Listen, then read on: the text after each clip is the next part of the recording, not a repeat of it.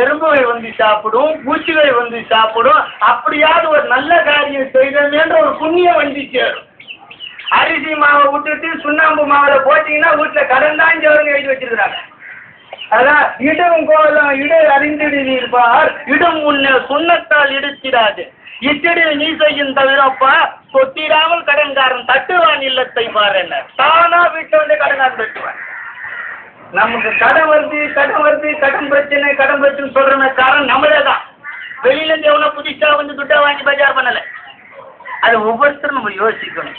அரிசி மாவுல இடாத கோலத்தினால வந்த அதனால ஞாபகம் வச்சு விடுங்க, அரிசி மாவுல தான் கோலம் இடும்.